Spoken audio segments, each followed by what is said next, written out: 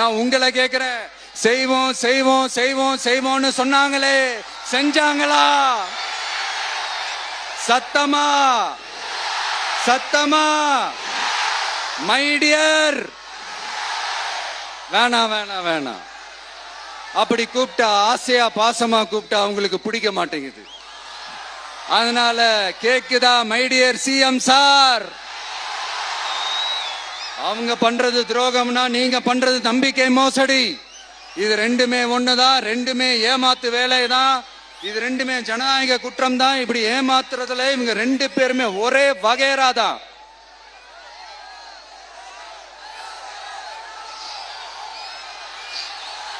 முந்தானியத்து வரைக்கும் ஒன்றிய பிரதமர், இப்ப இந்திய பிரதமர். இப்படி மாத்தி மாத்தி பிளேட்டை மாத்தி மாத்தி பேசுறதுல நம்ம சிஎம் சார் ரொம்ப பிரில்லியன்ட். இப்ப புரியுதா மக்களே? மறைமுக உறவுக்காரர்கள்னு நாம ஏன் சொல்றோம்னு? சரி, இப்ப நம்ம அரியலூர் மாவட்டத்துக்கு வருவோம்.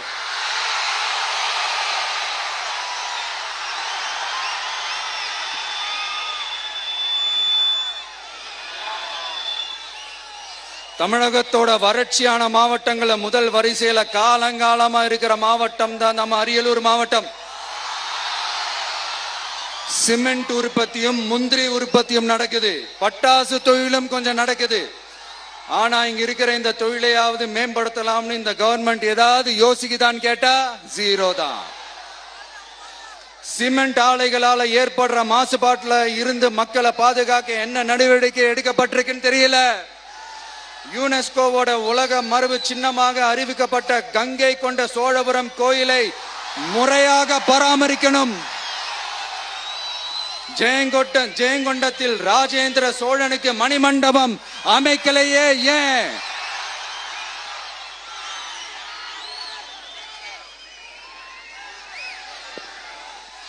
மருதையாத்தோட குறுக்க வாராணவாசி தடுப்பணை கட்டுறதை பத்தி 4 வருஷமா கண்டுக்கலையே ஏன்?